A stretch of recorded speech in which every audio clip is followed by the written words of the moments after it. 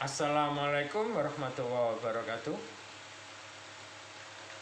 Kembali lagi dengan Pak Bagio, anak-anak UTKP AKL.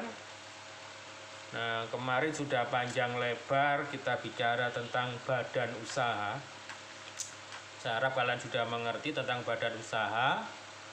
Nah, sekarang kita bahas tentang UKM, usaha kecil menengah. Mungkin ada yang bilang UMKM, usaha mikro kecil menengah.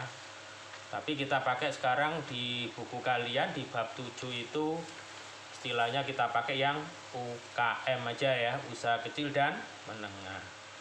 Nah, di situ kita akan menganalisis KD-nya, itu disebutkan menganalisis potensi usaha kecil dan menengah. Membuat rancangan usaha kecil menengah sesuai potensi lingkungan. Jadi kita bicara yang skalanya kecil, mikro, menengah. Nah, karena di era sekarang pandemi ini yang usaha-usaha skala besar itu banyak yang tutup, banyak yang megap-megap. Mungkin salah satunya usahanya punyanya mantan Bu Menteri KKP, mungkin kalian kenal, Sri Kandi kita, Bu Susi Pujiastuti. Itu kan dia punya kategori usahanya besar ya, jasa penerbangan. Ternyata karena era COVID ini usahanya diambang bangkrut atau tutup ya, karena beli pesawat terbangnya secara kredit, kemudian pesawat terbangnya nggak bisa terbang, nggak boleh terbang karena ada COVID. Nah, padahal tiap bulan tetap harus bayar angsuran pesawat terbang yang dia beli. Nah, sehingga terancam tutup, bangkrut. Nah, sehingga sama Pak Jokowi tidak dijadikan menteri lagi, disuruh ngurusi perusahaannya dulu yang dalam kondisi susah itu ya. Nah, kita itu hanya ilustrasinya. Kita sekarang ke UMKM. Disebut UKM ini anak-anak bila skala usahanya kecil tidak besar, masih bisa dijangkau oleh orang-orang yang mau jadi pemula, mau berbisnis. Nah, menurut Menteri Negara Koperasi dan Usaha Kecil Menengah, nah sekarang ini ada Menekop dan UKM. Yang disebut UKM ini apabila usahanya mempunyai kekayaan bersih paling banyak 200 juta. Ya, 200 juta itu tidak termasuk tanah bangunannya ya, itu aset untuk modal usahanya. Dan memiliki penjualan tahunan paling banyak 1 miliar. Ya, itu kalau kalian lihat nolnya 9, nah itu bacanya 1 M. Kalau 1 M di 1 tahun berarti per bulannya berapa aset penjualannya? Tinggal kamu bagi 12. Kemudian milik warga negara Indonesia yang memiliki kekayaan bersihnya 200 juta sampai dengan 10 M. Jadi kalau kekayaannya 10 M ke bawah sampai 200 itu masih kategori UKM, usaha kecil menengah. Jadi kalau usahanya seperti itu, saran saya sih kalian nggak usah bentuk badan usaha yang berbentuk PT atau perseroan terbatas. Cukup firma, perorangan atau CV.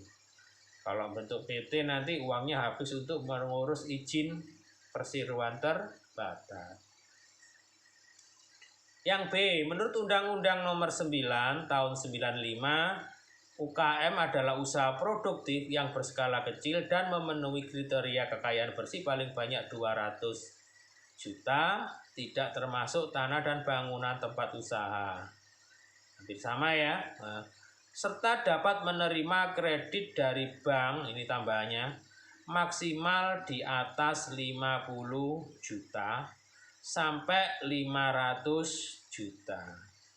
Jadi kalau kamu kategori UKM ini Kalau mau pinjam uang ke bank, kredit ke bank, nah itu sama bank dilayani dengan pagunya atau batasnya antara 50 juta sampai 500 juta. 1 M Pak, belum boleh. Aturannya seperti itu. Kemudian yang C, menurut Impres. Impres itu instruksi presiden ya. Nomor 5 tahun 98, UKM itu kriterianya hampir sama 210 M. Kemudian tempat usahanya dapat menerima kredit bank sebesar 500 juta sampai dengan ini kalau versinya yang terbaru, versinya instruksi presiden, masih boleh pinjam atau kredit ke bank maksimal 5 M, 5 miliar. Kalau yang undang-undang tahun 95 itu hanya 500 juta maksimal. Tapi yang menurut yang terbaru 98 instruksi presiden nomor 5, nah kalau yang kategori UKM ini maksimal masih boleh pinjam uang ke bank 5 M. Jelas anak-anak ya? Nah, kalian nanti kriteria yang mana? Ya. Kemudian ciri-ciri UKM. Yang pertama, bahan baku mudah diperoleh. Yang kedua, teknologinya sederhana sehingga mudah dilakukan ahli teknologi, transfer teknologi anak-anak.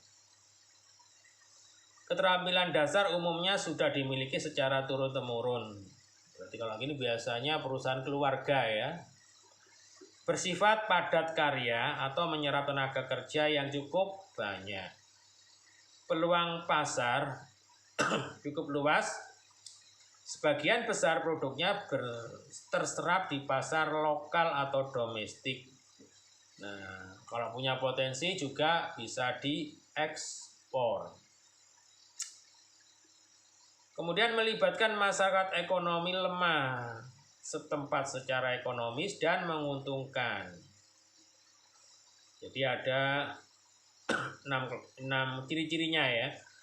Kemudian klasifikasi UKM itu yang pertama small dynamic enterprise. Merupakan UKM yang telah memiliki jiwa kewirausahaan dan mampu menerima pekerjaan subkontrak dan ekspor.